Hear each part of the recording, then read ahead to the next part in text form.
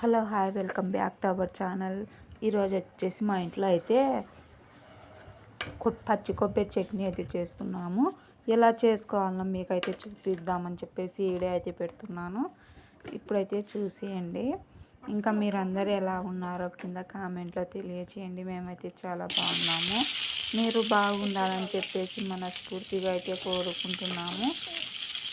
ఇంకా ఫస్ట్గా వచ్చేసి టమాటా పళ్ళు, ఆనియన్స్, పచ్చిమిర్చి మొత్తము కలిపి నూనెలో అయితే వేసేసి ఇంకా మగ్గించుకోండి. చాలా ఒక్కొక్కటి సపరేట్గా ఎంచుకోకుండా 3 కలిపేసి ఇంకా నేనైతే మగ్గిస్తున్నాను. ఇలా మగ్గించుకొని కాస్త చింతపండు అయితే నానేసుకొని పెట్టుకున్నాను.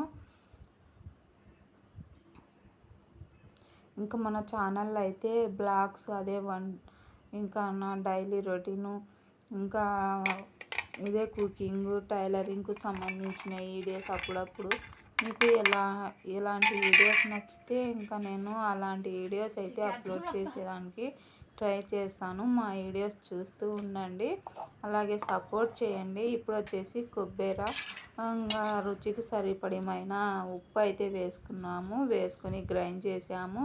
ఇంకా ఆ తర్వాత పచ్చిమిర్చి అయితే వేస్తున్నాము.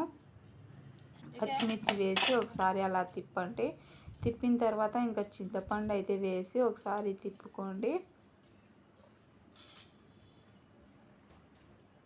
రోలు ఉంటే మీ దగ్గర రోట్లో దంచుకోండి. ఇంకా ఈ చట్నీ అనేది టేస్ట్ అయితే అదిరిపోతుంది.